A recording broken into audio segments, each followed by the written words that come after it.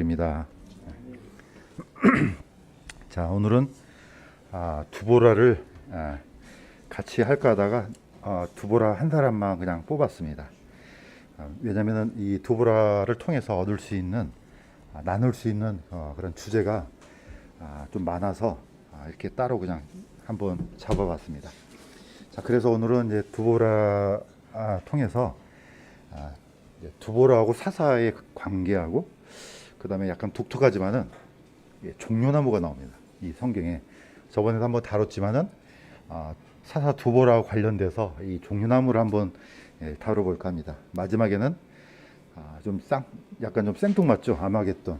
이게 이제 무기토 평원인데 이 전쟁에서 이제 두보라가 승리하거든요. 그래서 세 부분을 좀 살펴보려고 가져왔습니다. 자, 뭐 다시 한번 또 계속해서 이제 반복을 하지만은 이 사사 시대는 우리가 이제 잘 알고 있는 것처럼 이미 요수아가 백성들을 남쪽에 있는 그리심산하고 북쪽에 있는 에발산으로 전부 단 한 사람도 남기지 않고 이 법궤를 중심으로 쫙 양분합니다. 자, 양분해서 법궤를 중심으로 이제 그리심산에 있는 사람들은 이게 좀 어떻게 보면은 잘못하다간 착각을 불러일으킬 수 있습니다.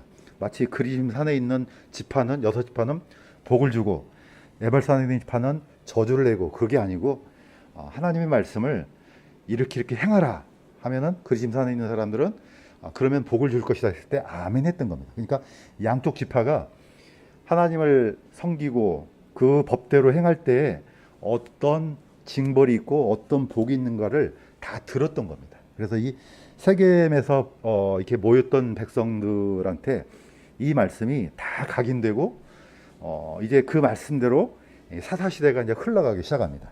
자, 보시는 것처럼 다시 한번 반복하지만은 이 사사라는 것은 이스라엘 안에서 하나님의 말씀대로 순종하면은 그건 당연히 복이 있습니다. 그러나 반대로 순종하지 않으면 징벌이 떨어집니다. 그래서 이 두 개가 같이 맞물려서 돌아갑니다.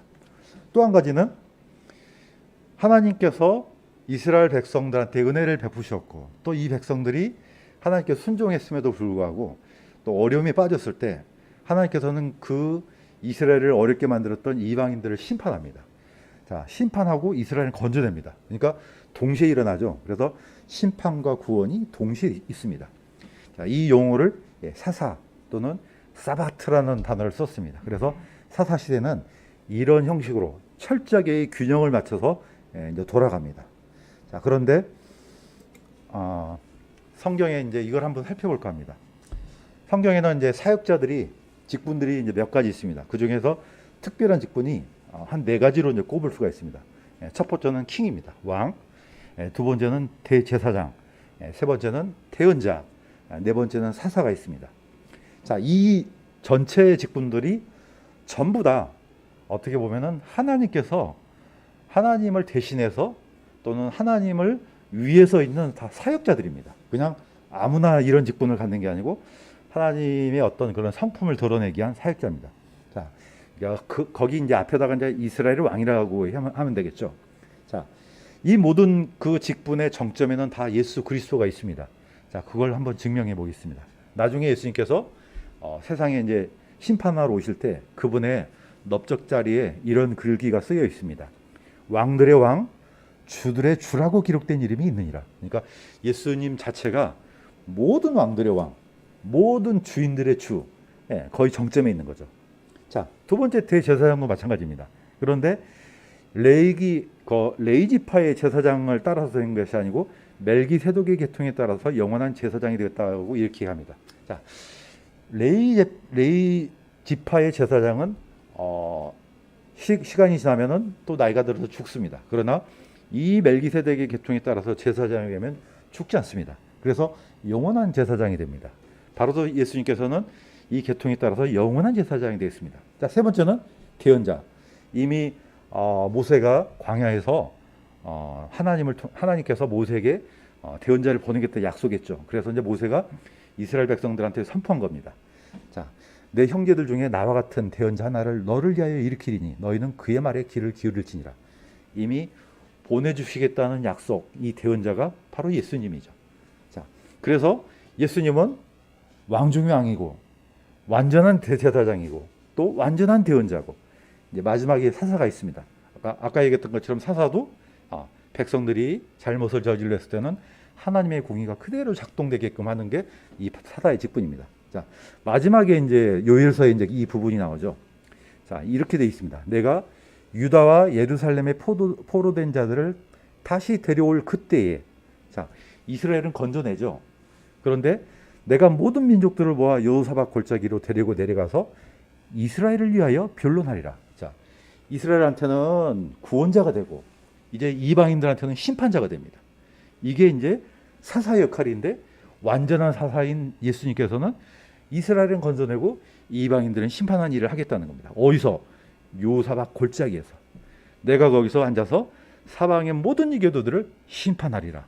이렇게 해서 이제 마지막 사사가 오심으로써 이 세상은 이제 끝나게 되고 이제 천년왕국으로 이제 넘어가죠. 자, 그래서 모든 직분들이 전부 다 예수 그리스도를 설명하는 그런 사역자임을 알 수가 있습니다. 자, 오늘 바로 그 사역자 중에서 사사의 직분을 표현하는 이 사람이 나오는데 바로 오늘 이제 우리가 볼 사람이 바로 이제 드보라입니다. 그런데 드보라가 특이한 것은 남자가 아니고 여자입니다. 그래서 사람들이 굉장히 이렇게 뭐랄까 당황해합니다. 왜 당황해하느냐? 신약성경을 보면은 교회 질서가 분명하게 나오는데 아니 이분은 이 사사가 여자입니다. 그래서 이걸 가지고 거꾸로 이제 어떤 여자 목사를 대변하는 역할로 이렇게 하는 사람도 있는 반면에 또 그 반대로 이게 어떻게 하나님께서 어찌 이런 일이 있을까 하는 그런 의심에 찬 눈초리를 본 사람도 있습니다. 자, 드보라를 보시면 아시겠지만은 제가 한번 읽겠습니다. 그때에 라비옷의 아내 여대언자 드보라가 이스라엘을 재판하였더라. 그 여인은 에브라임 산의 라마와 베델 사이에 있는 드보라의 종려나무 밑에 거하였고 이스라엘 자손은 그녀에게로 올라가 재판을 받았더라. 이게 드보라에 대한 어떤 정보가 굉장히 집약되어 있습니다. 이 구절 자체가. 자, 첫 번째, 라비옷의 아내라 그러면은 한 남편의 아내란 뜻입니다. 그러니까 가정이 있는 여인이란 뜻입니다. 네, 결혼해서 가정을 꾸리고 있는 여인이에요. 자, 두 번째는 대언자입니다. 그런데 어떤 대언자냐? 여자 대언자죠. 이제 개혁성경에 여자 선지자로 되어 있죠. 자, 바로 이제 세 번째가 이제 사사입니다. 자, 여기 이제 그림을 한번 보시면 아시겠지만은 이 라마와 베델 사이라 그러면 거의 미스바를 얘기합니다. 어쨌든 이게 약간 남쪽에 있습니다. 자, 그런데 종려나무 밑에서 거하였다. 이 말은 집 안에 또는 집 마당에 아니면 집 뒷뜰에 큰 종려나무가 있든지 아니면은 그 종려나무 밑에서 재판을 하였든지 두 가지 뜻이 다 포함됩니다.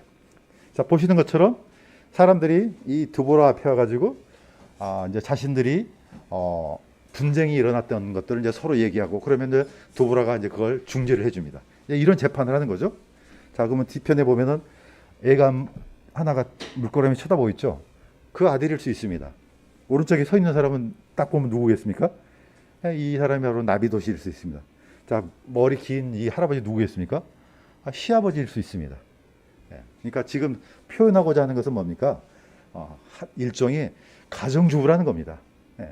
어떻게 보면은 집안일 다 하고 그런데 또 역할은 이스라엘 사사예요. 자, 그러니까 드보라가 굉장히 어떻게 보면 우리가 볼 때는 상당히 이렇게 이 정체성을 가지고 논란이 될 수 있을 만한 이제 그런 여지가 있습니다. 그런데 드보라를 보시면 아시겠지만은 이스라엘의 사사하고 교회의 감독을 헷갈려하는 사람들이 많습니다. 이거 약간 이렇게 이제 나온 김에 한번 우리가 한번 다루고 좀 넘어가겠습니다. 왜냐하면은 제가 이제 많이 듣거든요. 어떤 말을 듣느냐? 이제 여자 목사 이제 요즘에는 뭐 그게 이제 뭐 거의 보편화되고 일반화됐습니다. 그러나 성경하고 사람들이 생각하는 일반화하고는 약간 다릅니다. 성경에는 아주 이게 픽스가 됐습니다. 그래서 이 부분에 대해서 우리가 이제 이렇게 좀 분명한 체크를 하고 넘어갈 필요가 좀 있다고 봅니다. 자, 그래서 이스라엘의 사사하고 교회 감독은 완전히 직분이 다른 겁니다. 드보라는 이스라엘의 사사지 교회 감독이 아닙니다. 자, 신약성경에 제가 한번 읽겠습니다. 대언자들의 영은 대언자들에게 통제를 받나니 성도들의 모든 교회에서처럼 하나님은 혼란의 창시자가 아니요 화평의 창시자니라. 너희 여자들은 교회 안에서 잠잠할지니 말하는 것이 그들에게 허락되지 아니하였고 또 율법도 말하는 바와 같이 그들은 순종하도록 명령을 받았느니라. 자, 디모데전서는 이렇게, 우리가 이제 목회 서신이라는 디모데전서죠. 자, 사도 바울은 나는 여자가 가르치거나 남자에게 권위를 행사하는 것을 허락하지 아니하노니 다만 조용할지니라. 이는 아담이 먼저 지어졌고 그 뒤에 이브가 지어졌으며 아담이 속지 아니하고 여자가 속아 범법 가운데 있었기 때문이라. 자, 계속해서 연달아서 같은 얘기를 합니다. 감독은 반드시 책망받을 것이 없으며 한 아내의 남편이며. 자, 물론 더 많습니다. 많지만은 이 구절을 보면은 자매님들은 특별히 이 구절 자체가 굉장히 좀 불편할 수도 있을 것 같아요. 왜냐하면 이 교회 안에서 이런 질서를, 왜 하나님께서 이런 질서를 주셨을까? 자, 그러나 어떻게 보면 교회 안에서 이 감독은 남자가 무슨 능력이 뛰어나서도 그런 것이 아니고, 또 반대로 자매가 무슨 능력이 부족해서도 아닙니다. 이거는 명령이에요. 그래서 여자 목사 제도는 어떻게 보면 논쟁의 대상이 될 수가 없습니다. 이거는 하나님께서 이런 질서를 부여해 주신 겁니다. 그렇다 할지라도 여기 있는 말처럼 아무런 얘기도 안 하고 교회에서 그런 뜻으로 우리가 읽혀지지는 않잖아요. 권위에 대한 겁니다. 예. 교회를 하나님께서 주신 이 질서에 어떤 권위에 대한 문제지, 그냥 벙어리처럼 마스크 쓰고 아무 말도 안 하고 그런 뜻으로 준 것은 분명히 아닙니다. 단지 어떤 권위를 누가 가지고 있느냐, 그 순서에 대해서는 분명하게 줬습니다. 자, 예수님께서는 이런 말씀하십니다.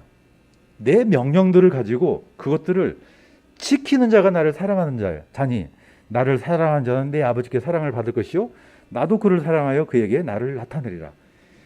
예수님을 정말로 사랑한다면은 이 명령대로 행하는 것입니다.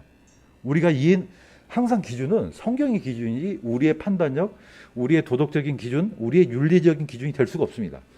이것은 이렇게 명령되어졌기 때문에 교회 안에서는 이 질서를 따르라고 분명히 주셨습니다. 자, 그러니까 아니 두보라도 사사인데 당연히 여자도 목사가 될 수 있지 않느냐, 이렇게 얘기할 수 있다 하지만은 이 구절을 풀어내기가 어렵습니다.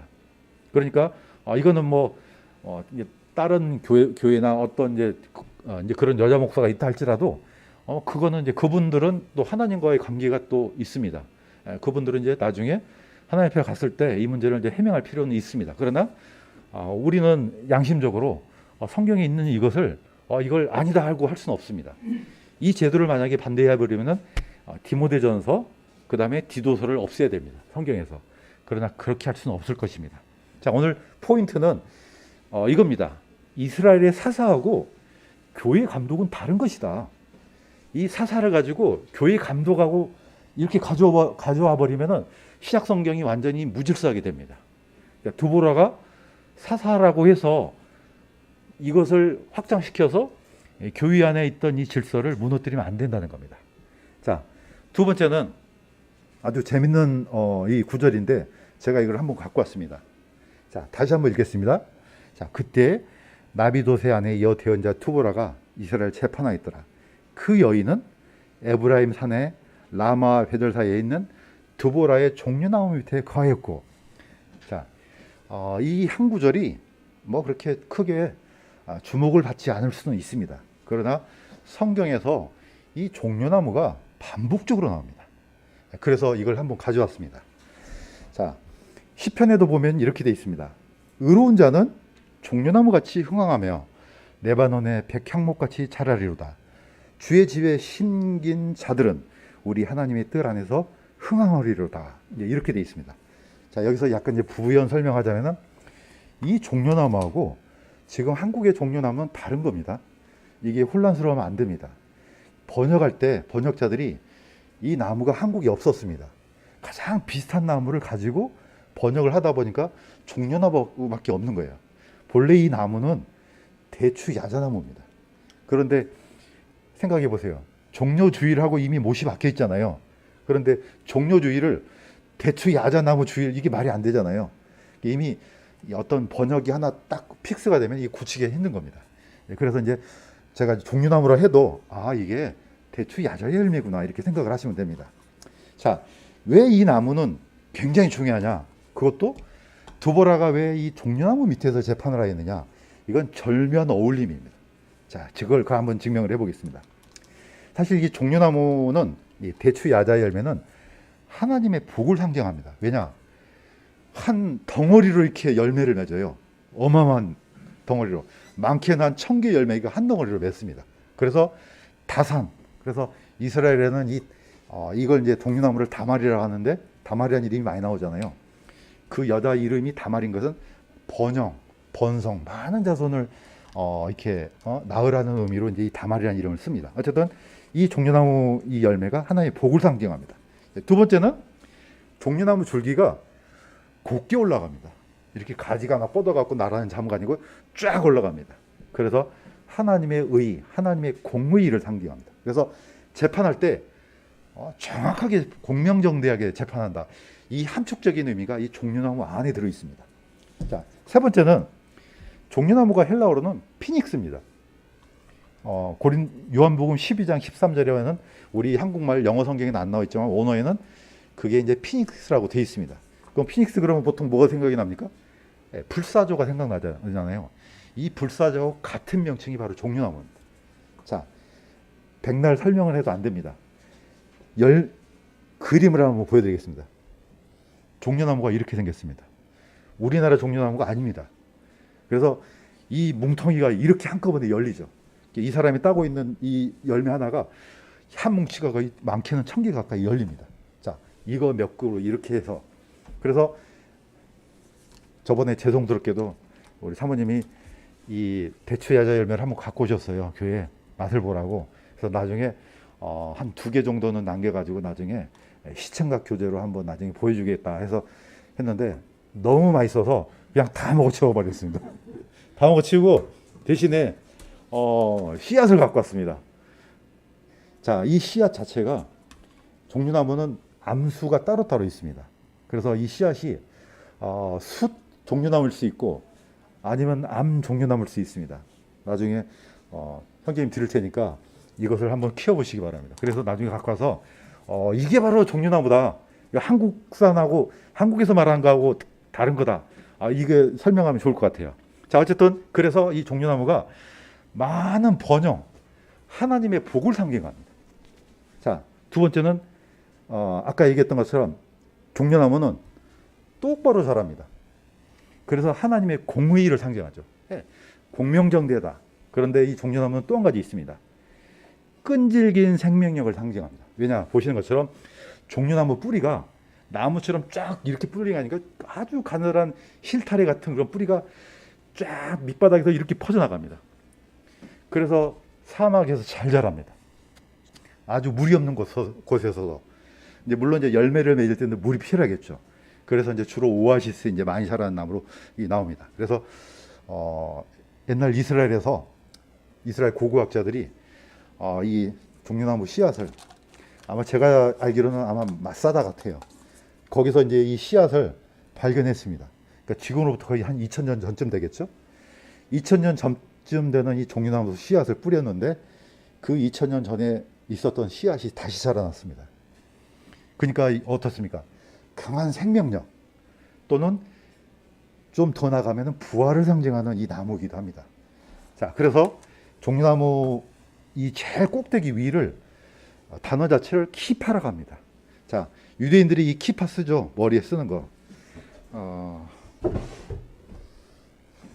있네. 자, 제가 대신 한번 더 써보겠습니다. 이걸 키파라고 합니다. 이걸 쓰는 이유가 하나님께 자신의 최고의 것을 드린다. 이런 최고의 경의를 나타내는 이런 표시입니다. 종려나무 제일 위에 있는 부분도 키파라 그럽니다. 도움이라는 뜻이도 둥근 도움. 자, 이것을 씀으로써 물론 이제 사도 바울 시대 때는 이런 게 없었죠. 예, 그거는 이제 나중에 생긴 거지만 어쨌든 유대인들은 이 의미를 담아서 하나님께 최고의 영광, 최고의 경의 이것을 드린다는 의미로 이걸 씁니다. 아까도 얘기했던 것처럼 그것하고 종려나무 제일 위에 부분, 이 가지 부분, 제일 위에 있는 부분을 키파라고 이렇게 이제 표현을 합니다. 자, 그래서 이스라엘 백성들은 지금도 그렇고 과거에도 그렇고 동전에까지 이걸 집어넣습니다. 박아서 넣습니다. 색에서. 자, 종려나무는 그 옛날 유대인들 반란이 일어났을 때 뭡니까? 이 반란, 이 로마에 대항해서 동전을, 이게 기념 동전을 만들었습니다. 거기 안에도 뭐가 있습니까? 종려나무가 들어 있습니다. 오른쪽에 있는 동전이 현대 이스라엘입니다. 자, 이스라엘로 써졌죠. 그 안에 종려나무를 심어놨습니다. 자, 나중에 이스라엘도 지금은 사람들이 주목하지 않고 죽어 있는 것처럼 보이지만은 나중에 메시아가 오면은 이렇게 대사할 것이야 하고 이런 소망을 동전 안에다 찍어 놓은 겁니다. 그러니까 종려나무가 우리가 생각하는 것보다도 훨씬 더 의미가 깊습니다. 한번 더 나가 보겠습니다. 이 종려나무는 솔로몬 성전에도 있습니다. 자, 솔로몬이 집의 사면, 지성소죠.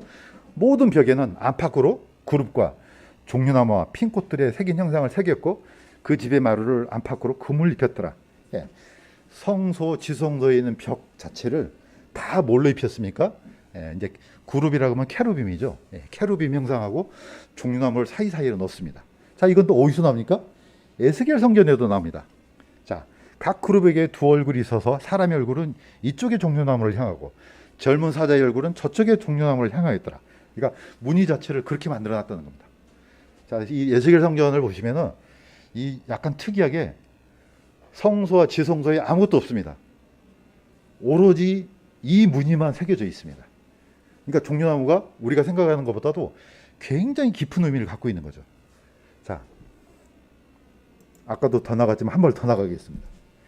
지상의 예루살렘과 하늘의 예루살렘. 예수님께서 이제 드디어 종료주일에 예루살렘을 입성합니다. 자, 이때 요한복음 12장에는 이렇게 되어 있습니다. 많은 사람이 예수님께서 예루살렘으로 오신다는 말을 듣고 종려나무 가지를 가지고 그분을 맞으러 나가서 외치되 호산나 찬송하리로다 주의 이름으로 오시는 이여 주의 오시는 이스라엘 왕이여 하더라. 왕을 맞이할 때 이 종려나무 가지를 들고 환영했습니다. 아까도 얘기했던 것처럼 이 종려나무는 하나님의 번영, 하나님의 복, 하나님의 공의를 상징합니다.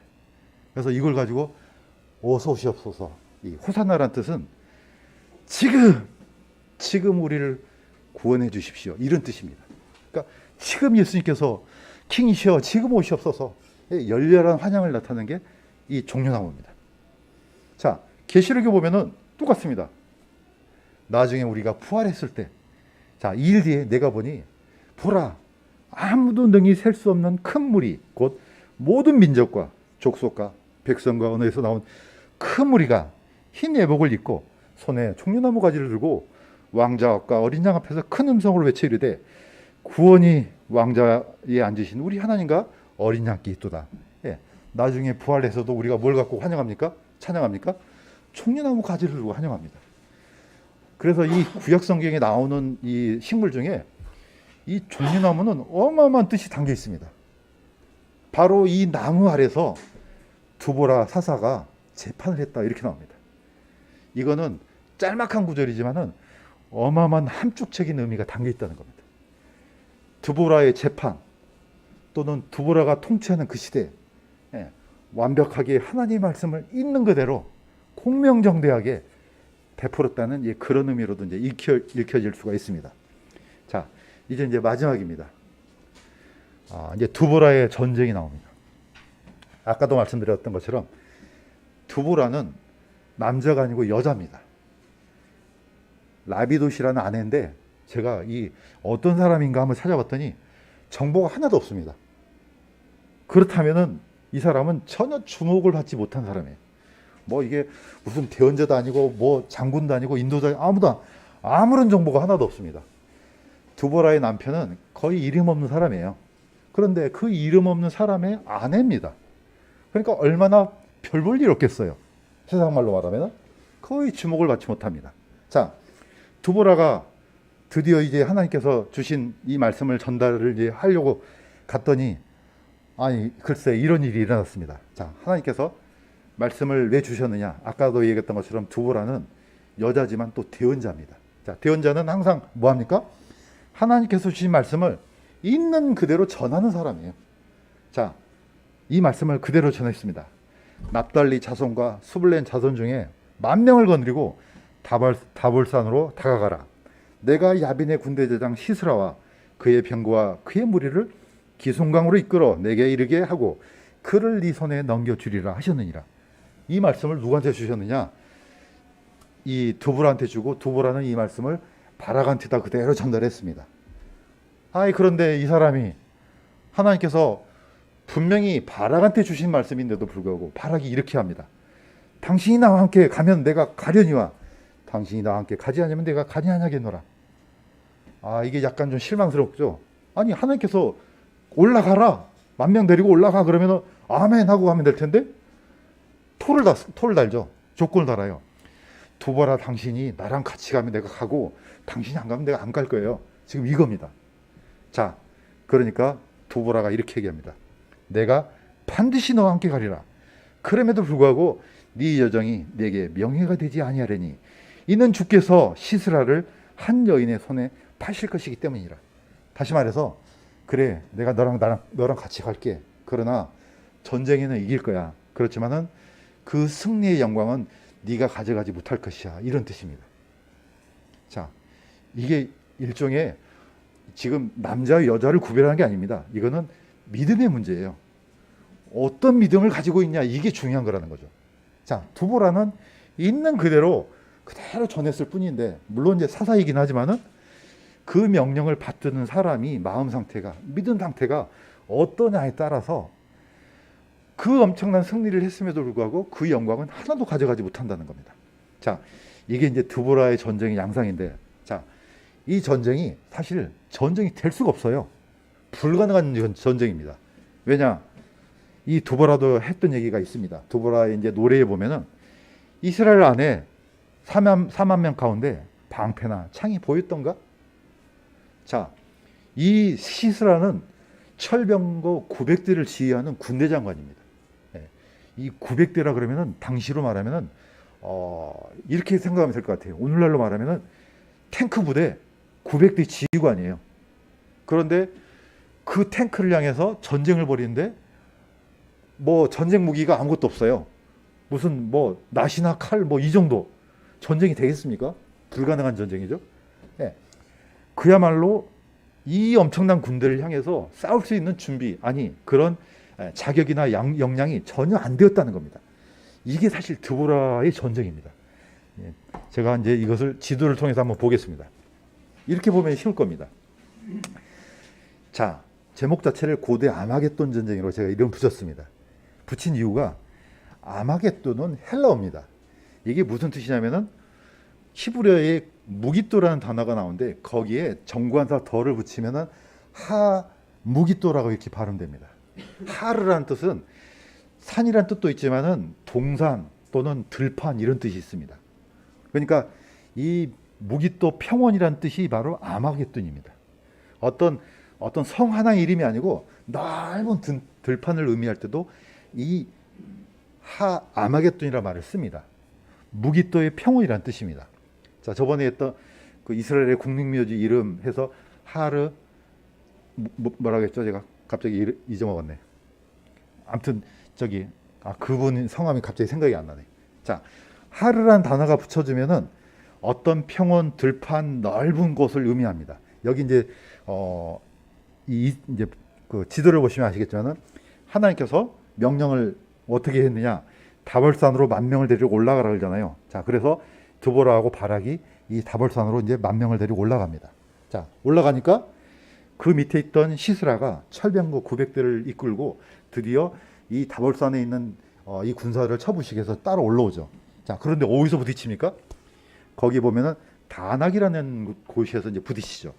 그런데 이 기송강을 따라서 보면은 기송강이 항상 이 강물이 이렇게 철철철 넘쳐 흐르는 것이 아니고 이 이스라엘 자체는 이 우기가 되면 갑자기 비가 쏟았다가 그냥 평소시에는 없었다가 하는 이제 이런 곳이 많습니다. 자, 우리가 알 수 있는 것은 바로 이겁니다. 기송강이 이렇게 흐르는데, 자, 이 군대가 그때는 아마 물이 없었던 것 같아요. 그러니까 병거를 타고 사람들이 엄청난 이제 위력을 가시면서 올라올 거 아니에요? 자, 하나님께서 이 군대가 다낙이 이르렀을 때 갑자기 폭우를 쏟아지게 한다는 겁니다. 그러니까 어떻습니까? 그 엄청난 철병거가 진창이 빠지겠죠. 그러면은 이게 뭐 말도 움직이지 못하고 마차도 움직이지 못하는데 무슨 싸움이 되겠어요? 이 장면을 보면 아마 그럴 겁니다. 자, 왕들이 와서 싸울 때 가나안 왕들이 무기또 물가 다 나게서 싸웠으나 은을 탈취하지 못하였도다. 기획성경을 인용했습니다. 이게 좀 약간 뜻이 더 맞는 것 같아요. 자, 여기까지 와서 싸웠는데 아무것도 얻지 못했다는 겁니다. 자, 왼쪽에 있는 그림 보면은 독일군 전차입니다. 그런데 오늘날은 뭐 길이 잘 닦여 있으니까 아무데나 잘 가겠죠. 그러나 이 무거운 전차가 진창이 빠지면은 이거는 아예 전쟁이 아니고 자기들 목숨이 위태롭게 됩니다. 자, 사사기 5장에 보면은 드보라의 노래가 이런 노래가 있습니다. 기송강이 그들을 휩쓸었는데 그 기송강은 옛적부터 있던 강이라. 오 네호나 내가 힘 있는 자를 밟았도다. 그때 말들이 달림으로 곧 그들의 용사들이 말을 달리게 하므로 말 발굽이 부러졌도다. 이거는 흠정력이 좀 더 맞는 것 같아요. 자, 이 하나님께서 이 폭우를 갑자기 쏟아지니까 그 900대나 되는 철병거가 아무런 쓸모가 없는 겁니다. 오히려 그러한 엄청난 이 군사 무기가 오히려 자신들의 발목을 잡았던 그런 형국이 일어나는 겁니다. 무슨 소용이 있겠어요? 이 전차가 가서 막 포도 쏘고 그래야 되는데 진흙탕이 빠져 있는데 전쟁이 어떻게 일어납니까? 그러니까 이 다벌산에 있던 군사들이 내려와서 한 사람도 남김 없이 다 쓸어버립니다. 이게 이제 바로 아마겟돈, 바로 이 전쟁터가 바로 아마겟돈입니다. 이거는 앞으로 있을 전쟁을 약간 암시를 해주죠. 이거는 고대 아마겟돈입니다. 자, 그런데 보시는 것처럼 드보라가 무슨 뭐 장군이에요? 무슨 군사 지휘관이에요? 아무것도 아니에요. 가정주부예요. 그렇지만은 하나님께서 그 명령을 따라서 그대로 갔던 것 뿐이죠. 그랬더니 다볼산으로 이제 진격해서 왔던 사람들이 한꺼번에 이런 상태가 되는 거죠. 그럼 뭐 그 이유는 시군적 묶기죠. 자, 이렇게 해서 시스라의 철병교를 전부 다 이제 무찔러 버리죠.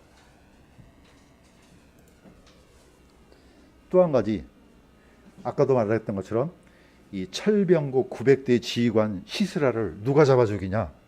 역시 여자가. 여기 이렇게 나옵니다. 겐 족속 헤벨의 아내 야엘은 다른 여인들보다 복을 받을지니 그가 시스라가 그녀의 발 앞에 구부러지며 쓰러지고 넘어졌으며 그녀의 발 앞에 구부러지고 쓰러져서 그 구부러진 것에서 거기에서 쓰러져 죽었다. 우리가 이제 잘 알고 있는 것처럼, 자, 이 시스라 군대 지휘관이 모든 걸 다 버리고 혼자서 도망갑니다. 도망가도 너무 지쳤어요. 그런데 이 겐 족속 헤벨의 이 집하고는 약간 평화조약이 있었던 것 같아요. 그래서 들어가서 너무 지쳐서 이제 도망가기도 이제 너무 지친 거죠. 그래서 이제 이 집에 들어가서 이제 잠을 청합니다. 너무 피곤하니까. 보통 어디죠? 저기 논산훈련소 갔다 온 사람은 다 아마 기억할 겁니다. 한 50km 행군할 때 보면 중간중간 쉬잖아요. 어떻습니까? 자, 10분 쉬어. 그러면은 쓰러지자마자 잠이 팍 듭니다. 아마 이 사람도 그런 것 같아요. 쓰러지자마자 잠이 딱 들었어요. 그런데 이 쓰러진 틈을 누가 가서 죽입니까? 헤벨의 아내 야엘이 거기는 천막 있는 말뚝을 가져가지고 관자놀이를 깨뚫려서 아예 땅에다 박아버립니다. 이런 얘기를 성경에는 왜 이렇게 잔인하게 했는지 모르겠지만 어쨌든 그렇게 죽이는 장면까지 아주 자세하게 나옵니다. 자, 바로 이 시스라를 잡으려고 바락이 쫓아왔더니 이미 죽어 있네요. 하나님께서 말씀하신 대로 네가 비록 전쟁에 이겼지만은 그의 영광은 이 여인이 가져간다. 아주 뭐 이 여인이 무슨 무사입니까? 무슨 전사입니까? 아니면 무슨 큰 인도자입니까? 아무것도 아닙니다. 그냥 가정주부예요, 이분도. 그럼에도 불구하고 하나님께서 이 여인에게 적군의 장수를 죽인 그 영광을 차지하게 만듭니다. 자, 지금 하나님께서 드보라를 통해서 지금 무슨 얘기를 하시려고 하는지 여기에 싹 다 들어 있습니다. 놀랍게도 하나님은 하나님의 크신 능력을 아무것도 아닌 사람을 통해서 보여주는 겁니다. 자, 앞으로 이런 싸움이 한 번 더 일어납니다. 제가 이것을 종합해서 다시 한번 읽겠습니다. 여섯째 천사가 자기 병을 큰 강 유프라테스 강에 쏟아부음에 동쪽의 왕들의 길이 예비되더라. 땅과 온 세상의 왕들이 나아가 하나님 곧 전능자의 저 큰 날을 있을 전쟁을 위하여 그들을 모으더라. 그가 히브리 말로 아마겟돈이라는 것으로 그들을 함께 모으더라. 사실 이게 히브리어로는 무기또입니다. 아마겟돈은 헬라어입니다. 이제 이것을 아마 이제 번역하는 과정에서 이렇게 이제 얘기한 것 같아요. 근데 무기또라는 단어 자체가 큰 물이 모인 곳이란 뜻입니다.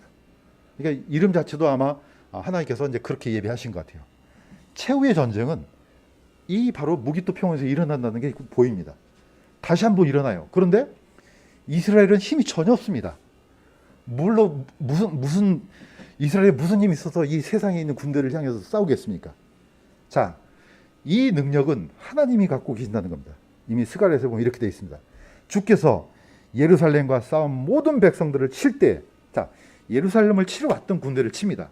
내리실 재앙이 이러하니 곧 그들이 발로 섰을 때 그들이 살이 소멸되고 그들의 눈이 그들의 눈구멍에서 소멸되며 그들의 혀가 그들의 입속에서 소멸될 것이라.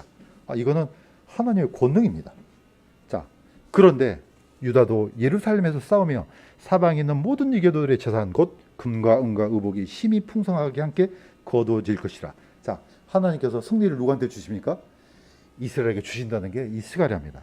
자, 그래서 세사라는 단어가 정확하게 딱 맞아 떨어집니다. 이스라엘은 구원시키고 이스라엘 치료했던 이방인들은 어떻습니까? 심판을 내립니다. 그래서 사사라는 이 단어가 정확하게 이 요사박 골짜기하고 정확히 맞아 떨어집니다. 자, 이 사사가 바로 어떻게 보면 두보라입니다. 그러면 우리는 생각을 한번 해볼 필요가 있습니다. 왜 하나님께서 남자도 아닌 여자를 통해서 이런 큰 승리를 가져오게 하셨을까? 자, 마무리를 이렇게 짓겠습니다. 자, 현재 이스라엘은 여자들도 군대에 가야 됩니다. 우리 한국은 안 가도 되잖아요. 지금은 제가 이제 살펴본 바로는 지금은 어떤지 모르겠어요. 여자들도 군대를 2년 8개월 정도 복무합니다. 자, 저기 이 호리호리한 여자가 무슨 전쟁을 할까 생각이 들잖아요. 자, 우리가 이런 생각을 가졌다면 그게 맞는 말일 겁니다. 그러나 하나님께서는 이걸 뒤집어 버립니다. 자, 사무엘상 17장 47절에 보면은 다윗이 이런 고백을 합니다. 주께서 칼이나 창으로 구원하지 아니하심을 이 모인 온 무리가 알게 하리라. 전쟁은 주께 속한 것인즉 그분께서 너희를 우리 손에 넘겨주시리라. 물론 이제 다윗은 막 용감하고 골리앗을 죽이고 이런 장면을 생각하잖아요. 그러나 그것보다도 먼저 이 고백이 중요합니다. 뭐냐? 주께서 칼이나 창으로 구원하지 아니하신다. 이 모든 무리가 그걸 알게 하겠다는 겁니다. 자, 하나님께서는 이 다윗의 고백을 들으시고 다윗한테 엄청난 힘을 주신 거 아니겠습니까? 아니, 그 소년이 무슨 힘이 있겠어요. 그러나 그의 믿음을 보시고 하나님은 다윗한테 불가사의한 능력을 주십니다. 자, 전쟁은 주께 속했다. 고린도전서 1장 28절 29절에 이렇게 되어 있습니다. 하나님께서 있는 것들을 쓸모없게 하시려고 세상에 천한 것들과 멸시받는 것들을 택하시고 참으로 없는 것들을 택하셨나니 이것은 어떤 육체도 자신 앞에서 자랑하지 못하게 하려 하심이라. 자, 이스라엘의 예수 그리스도의 12 사도들, 누가 뭐 학교를 많이 다녔습니까? 무슨 지혜가 출중합니까? 아니면 지식이 많습니까? 다 어디입니까? 거의 다 어부들이에요. 그냥 저기 갈릴리 바닷가에서 총구석에서 고기 잡던 사람들이에요. 이런 사람들을 다 불러서 그 세상에 어떤 지혜도 가진 사람들을 다 무찔러버리지 않았습니까? 바로 이렇게 해서 우리 예수님의 교회가 12 사도들의 기초석에서 이렇게 세워집니다. 보시는 것처럼 아이 저 여자가 뭐 무슨 일을 할 수 있겠어? 아이 뭐 총이나 제대로 쏘겠어? 그런데 하나님은 그런 연약한 사람들을 통해서 하나님의 크신 능력을 나타내 주셨습니다. 저는 이 드보라를 통해서 하나님의 위대한 그 능력을 이렇게 발견하게 되었습니다. 그래서 혹시라도 아이 저런 찌질이가 무슨 일을 할 수 있겠어? 하나님은 하실 수 있다는 겁니다. 우리가 아무리 힘이 없고 또 뭐 이거 갖고 뭘 하겠어 하지만은 하나님은 적은 가운데서 큰 능력을 나타내시는 하나님을 우리로 하여금 알게 하셨다고 저는 믿습니다. 그래서 두보라를 통해서 보여주시는 하나님의 능력은 무한하고 또 우리가 그 안에서 큰 소망을 얻을 줄로 믿습니다.